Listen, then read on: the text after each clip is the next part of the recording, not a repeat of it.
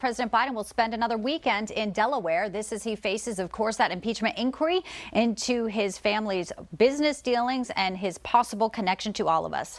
Let's get you down to Capitol Hill. The latest details. Congressional correspondent Kilmany Dukart now. Kilmany, a lot of reactions coming in still on this move by Speaker McCarthy. Indeed, Bianca, and we know that House Oversight Committee Chairman James Comer is going to be taking the lead on this investigation out of all of those three committees. And what he'll be focusing on is investigating the president himself. The committee tweeting that Joe Biden is the brand that Hunter Biden and the Biden family sold around the world to enrich themselves.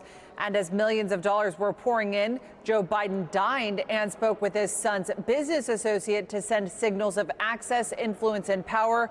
This is abuse of public office. The House Judiciary and the House Ways and Means Committee, meanwhile, they're going to be focusing on the alleged cover-up by federal agencies. And that will no doubt include plenty of questions for the Attorney General Merrick Garland when he testifies on Capitol Hill next week about allegations that the Justice Department slow-walked its investigation into Hunter Biden and were prevented, reportedly, from pursuing information related to President Biden himself. Here's part of my conversation with Chairman Comer.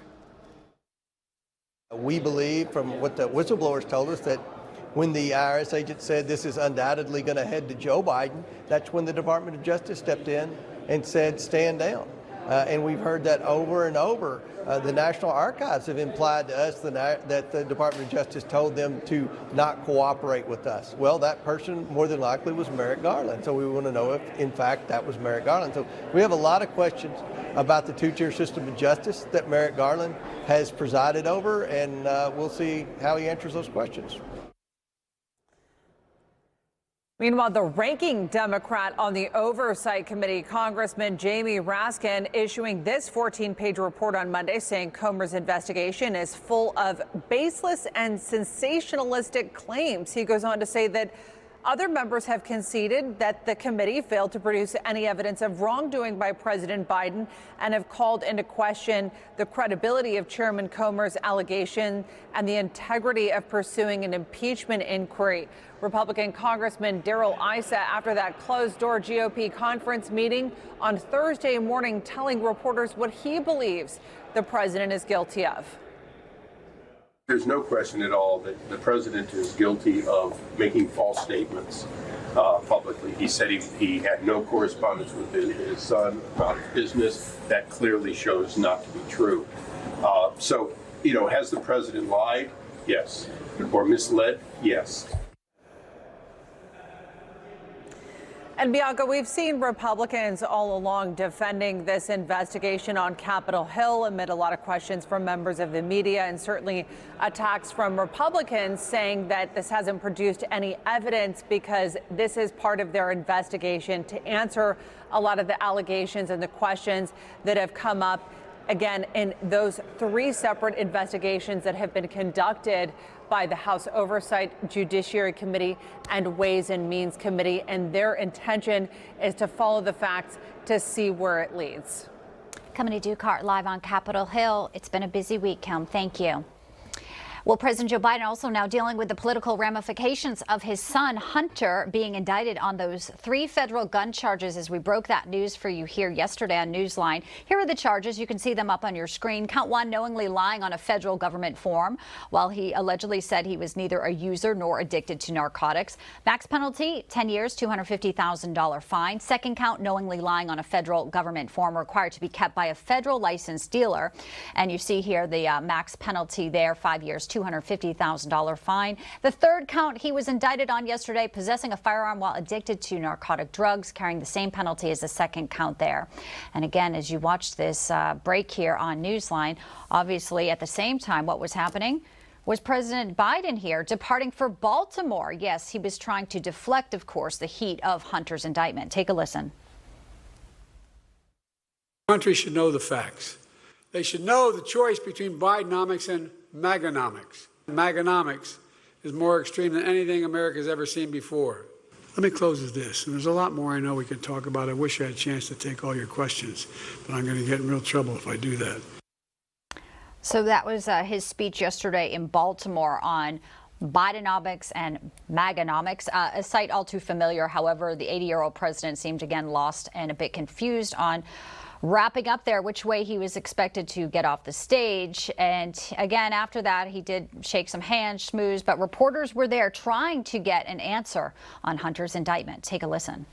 Mr. President, Mr. President,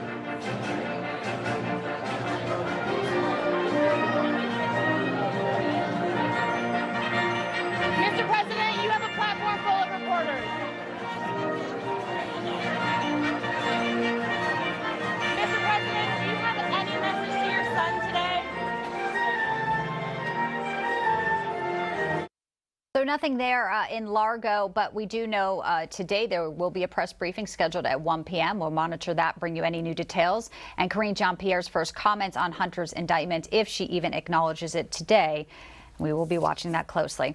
All right, let's bring in now senior advisor to former President Trump, Jason Miller, with us today. Jason, welcome in on a Friday. Good to see you. Bianca, thanks for having me. So we have this indictment of the first son, Hunter, 3 federal gun charges. There's been a lot of criticisms about this, though, that there are other much more serious crimes that Special Counsel Weiss could be charging him with. And this is the one that doesn't tie back to President Joe Biden. So is this just part of a way to try and feign that they're being hard on Hunter? What's your take on what they decided to charge him with? And if there will be more charges, do you have any feelings that maybe foreign agent, FARA violations could be coming? Well, Bianca, who would have thought that it would take Hunter Biden to make Democrats all of a sudden big supporters of the Second Amendment? You can't turn on the TV right now without seeing a Democrat official saying, no, that's not what the framers had in mind. These charges are unconstitutional. They will not hold up. In fact, former Obama ethics czar Norm Eisen was on CNN last night making that claim, which, by the way, all these guys have been gun grabbers their entire life, and now they're trying to stick up for Hunter, so it's a little comical. But in all seriousness, these are very real charges. We shouldn't want anyone who's a crackhead to have a firearm. I don't think that's a good idea, and I think most people would agree with that. Here's what's going on. President Trump and Republicans have been criticizing the very apparent two-tiered system of justice for months now. We now have 4 of these politically motivated indictments, and I think Merrick Garland is feeling the heat. And what this is try to show they're doing something with regard to the Hunter Biden allegations. But again, as you pointed out, nothing goes back to Joe, nothing goes to FARA, nothing goes to selling access. That's what's important. Not these gun charges. Well, yeah, that's not really what Merrick Garland's trying to do here. Merrick Garland will be in front of the House Judiciary Committee next Wednesday. So clearly there will be some questions there as you point back to where, this goes and what the future is. We know President Biden will be speaking about the strike in a few minutes and addressing that. But just a really bad week for President Biden. We saw the workers out there. He claims to be pro-union. And now there's stronger calls for him to not actually be on the ballot. Let's take folks first to President Biden. Listen in first, Jason. Stand by. Negotiations between the United Auto Workers and the big 3 auto companies. I've been in touch with both parties since this began over the last few weeks and over the past decade. Auto companies have seen record profits, including the last few years, because of the extraordinary skill and sacrifices of the UAW workers. But those record profits have not been shared fairly, in my view, with those workers. Just as the Treasury Department has released a report pointing out that the most comprehensive report ever dealing with how unions are good for both union workers and non-union workers and the overall economy. Unions raise workers' wages, they said, incomes, increase home ownership, increase retirement savings, increase access to critical benefits like sick leave and child care, and reduce inequality, all of which strengthen our economy for all workers. That's because unions raise standards across the workplaces and entire industries, pushing up wages and strengthening benefits for everyone. That's why strong unions are critical to a growing economy and growing it from the middle out, the bottom up, not the top down. That's especially true as we transition to a clean energy future, which we're in the process of doing. I believe that transition should be fair and a win-win, for auto workers and auto companies. But I also believe the contract agreement must lead to a vibrant Made in America future, that promotes good, strong middle-class jobs that workers can raise a family on. Where the UAW remains at the heart of our auto economy, and where the big three companies continue to lead in innovation, excellence, quality, and leadership. Last night, after negotiations broke down, the UAW announced a targeted strike at a few big three auto plants. Let's be clear, no one wants a strike. Say it again, no one wants a strike. But I respect workers' right to use their options under the collective bargaining system. And I understand the workers' frustration. Over generations, auto workers sacrificed so much to keep the industry alive and strong, especially through the economic crisis and the pandemic. Workers deserve a fair share of the benefits they helped create for an enterprise. I do appreciate that the parties have been working around the clock. And when I first called them at the very first day of the negotiations, I said, please stay at the table as long as you can to try to work this out. And they've been around the clock, and the companies have made some significant offers. But I believe they should go further to ensure record corporate profits mean record contracts for the UAW. I'm going to say that again. Record corporate profits, which they have, should be shared by record contracts for the UAW. And just as we're building an economy of the future, we need labor agreements for the future. It's my hope that the parties can return to the negotiation table to forge a win-win agreement.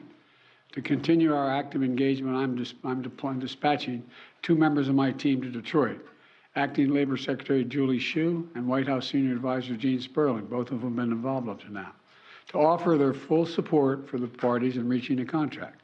The bottom line is that auto workers help create America's middle class. They deserve a contract that sustains them in the middle class. Thank you very much. That's all I'm going to say. Thank you. Mr. President, at what point would you get direct Jason, thanks for standing by with us. You know, it was just on Labor Day when we heard the president say he wasn't worried that a strike was happening. Now it's here. And, you know, the EV push that he's continuing to talk about just moments ago, it's clear auto companies are saying the painful cuts that they have had is a cost of the transition to EV. We know President Trump has talked about this, saying that it's insane electric vehicle mandate at their top non-negotiable demand in any strike. And Trump is saying that basically the U.S. auto industry will cease to exist if this current administration continues down the path of EV. Yeah, you're exactly right. And this EV push is an existential threat to the American auto industry. And Biden, as we saw in his comments just a moment ago, doesn't seem to get that. He's pushing full speed ahead on that. I guess if you kind of pare back some of the rigmarole, he's trying to say just make the corporations pick up the costs, in which case then they just move jobs to different states or they move them to different countries. But I want to point out one other thing, Bianco. You talked about earlier Biden's bad week, not only the UAW, but Hunter. We also had additional inflation numbers coming out. That's right. The challenge that whether it be the UAW workers or people all around the country are facing is their paychecks are not keeping up with their basic expenses, whether it be a rent or a mortgage or going to the grocery store or putting gas into their car, because most people still drive gas-powered vehicles. And so with this 18% cumulative inflation that workers have seen under Biden, when the paychecks aren't matching up, and EV push, this insane EV push is threatening their livelihoods, you can see why they're on strike. Jason Miller, obviously a lot you'll be talking about on the campaign trail with all of this news against former President Trump's biggest rival here. But this strike, $5 billion, could be costing our economy in just 10 days. It is certainly severe. Good to have you in. Thanks for staying by and reacting to President Biden with us. We'll see you back here real soon.